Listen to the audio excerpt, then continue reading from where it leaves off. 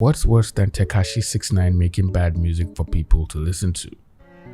An AI virtual rapper modeled to become the next 6ix9ine, making bad music for people to listen to. And it's ironic how people responded to his music literally the same way they responded to Tekashi 69's, and that is by cancelling it.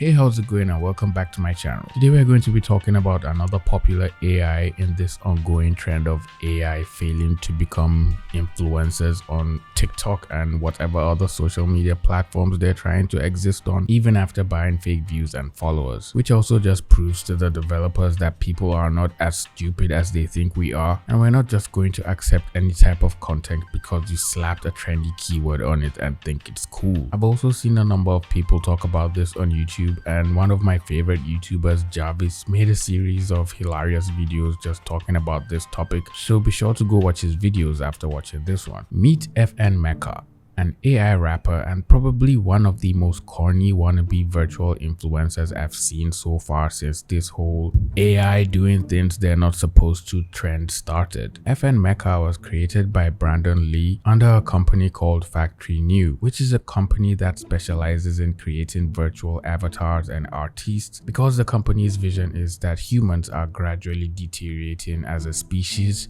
and with all that's happening on Twitter and TikTok, I kinda agree with them there. And apparently because virtual avatars are ageless, they literally could fill up all the positions that humans are so unreliable and inefficient to maintain, which of course includes music. Apparently meka was designed by Brandon with the intentions of just selling NFTs, which kinda explains the terrible design choices that further increase my anxiety the more I look at it. Like seriously bro, what is this? The mask just makes him look even worse. At least his face is not all that bad without the mask. I read somewhere that they based his look off of Tekashi 69 and used him as inspiration when modeling meka. And like, out of all the rappers who have successful music careers, you just decided to go with the rat. No wonder he just looks so awful. By the way, I want to use this point to ask, is it just me or are all NFTs just made to be really super ugly? All the NFTs I've seen are literally so ugly, I can't even remember seeing anything that looks nice. Let me know if you've seen any NFT that looks nice so I can just confirm I'm not going crazy. Anyways, apparently Brandon Lee's business partner Anthony Martini came into the meka project after his daughter showed him meka's Instagram, which I'm guessing inspired them, and they immediately had the vision that meka was going to become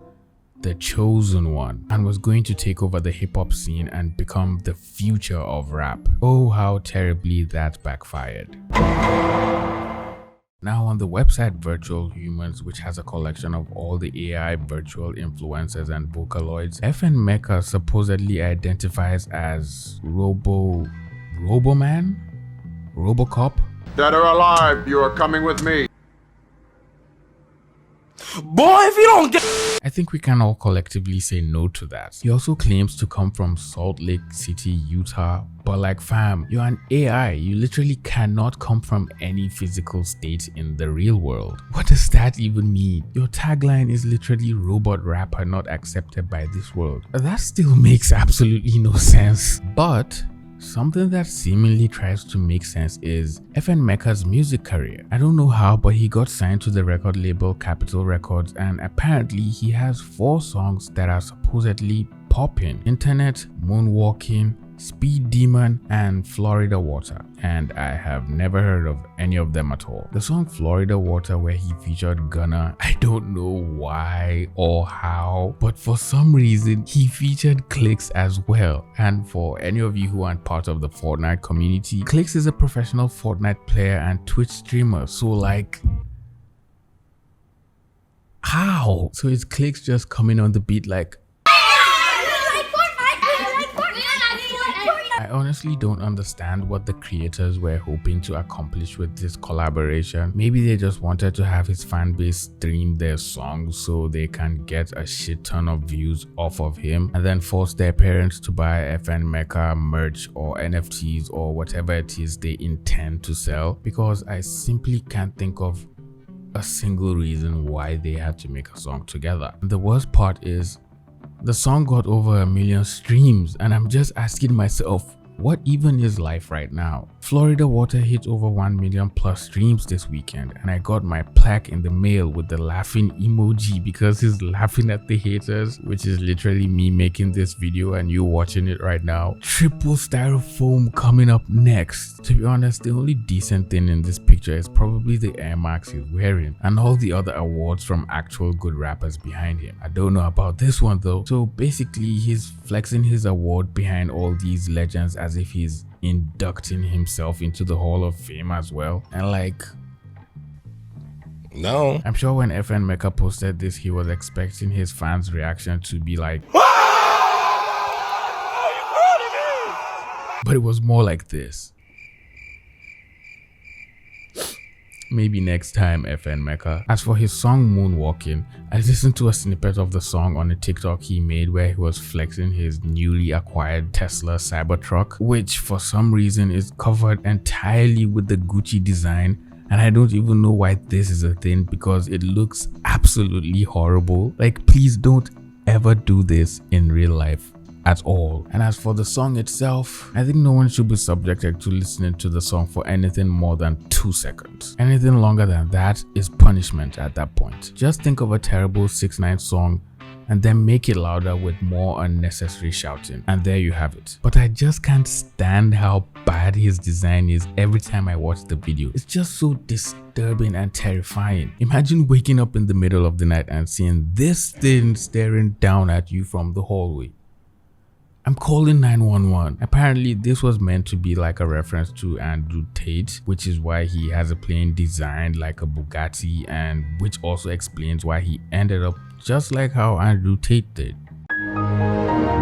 Now I'm sure you're probably thinking you've seen everything from FN Meka, from all the noisy music to the cringy TikToks. What more can this AI influencer do to top any of this up? And no matter how much you guessed it and tried to figure it out all by yourself, nothing would have prepared you for this answer. FN Meka did a collaboration with another brand to release his own pair of virtual sneakers as NFTs called Ether Highs. Now just let that sink in. So aside from just making NFTs, they actually had a manufacturer produce physical copies of the shoes. So for everyone who buys an NFT, you probably get physical copies of the shoes delivered to your address. So that way you and your metaverse avatar are rocking the drip. I'm not even going to lie, that sounds like a pretty smart concept. My only question is, how is FN Meka even convincing his fans to buy all these things he's selling? Because I'm sure no one in their right senses will see the value in buying any of this, and I know I'm not buying it and you're not buying it. So who is? Apparently FN Meka also sold one of his viral videos of him being a chef and chopping a cucumber, and then his arm suddenly starts malfunctioning, and then a monster truck appears out of nowhere and starts driving around, then does a stunt on a bunch of chopped up cucumbers. And as much as I'm describing this to you and possibly trying to make it make sense, I literally have no idea what I'm watching right now. But someone probably understood it because the video was bought for 3.6 ETH, which is around $14,000 at that point. So maybe there's a market to sell pointless viral videos without them having to make any sense. I think I'm doing the wrong job at this point in my life. Now for the most part, FN Meka is just really a badly designed AI with cringy TikToks and songs with just a lot of screaming, and at surface level all of these seem pretty harmless. But gradually people started seeing a pattern with the type of content he was promoting with his music career and just the way he presented himself on his social media accounts. FN Meka was slowly becoming a stereotypical representation of rappers and hip-hop culture. His casual use of the N-word in his songs drew a lot of attention to him for the wrong reason, and almost everyone just immediately decided to throw him under the bus. And probably one of the images that even made this entire situation worse was this one where FN Meka is being beaten by a cop and he's lying on the ground in a prison uniform, which is supposedly trying to be a satire to how black people get racially profiled and harassed by the authorities. But it just came out wrong and shows they have literally no awareness on how sensitive this topic is and just how offensive this image is to the black community. Like, People have died from police brutality, so just using it as a joke or meme doesn't speak well about your brand at all, or whatever it is you're trying to stand for. Even the record label Meka was signed to had to drop him just because of all the backlash they received on social media. But like, why did they even sign him in the first place when there's actually good rappers that deserve to be signed and need that management way more than he does? I guess everything is just about clout these days, and the more you have it, the more everyone just takes you seriously, regardless if you're pretending to be something you're not. After all the backlash Meka received on social media and losing his record deal, someone came out and finally said he was the voice of Meka. Apparently the studio wasn't really using AI entirely to rap and make music, and was only using AI to supposedly create the lyrics to the song, but they had an actual person voice the song. But how can we even believe anything they say at this point after everything that has happened? What's going on, everybody? This Kyle the Hooligan. So I know y'all probably been hearing about this Meka stuff. People been DMing me, and I try to keep it quiet because I was gonna really wait till this shit blew up for real and then went after them, because basically it was like they came to me with this AI shit and was like, would I want to be the voice of it? And I thought it was gonna be some collaboration. They promised me equity into the company, percentages, all this stuff. So I'm thinking okay, there's about to be some collab, something different for me, so where I could do my music and be on some AI stuff with this Meka character. So everything's going good. Next thing I know, niggas just ghosted me. Use my voice, use my sound, use the culture, and literally just left me high and dry. I ain't get a dime off of nothing. And they got record deals, all this stuff. I wasn't involved with no meetings or none of that.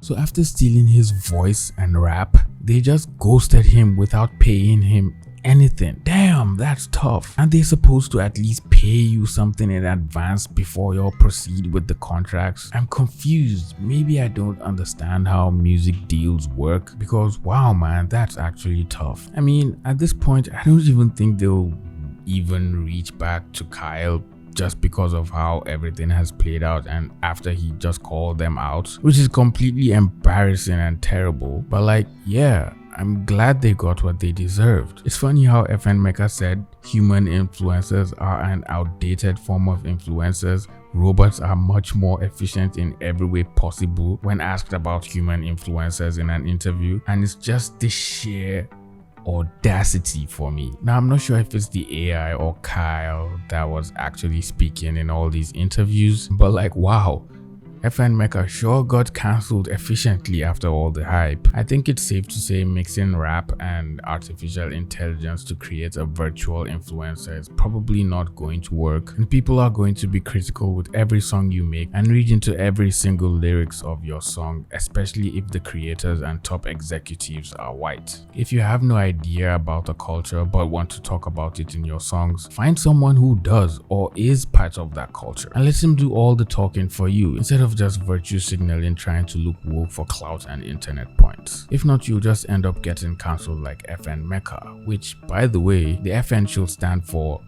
fuck no at this point. Anyways, that's all I have for you today. Please leave the video a like, share this video with a friend, and subscribe to the channel if you are new here. Bye.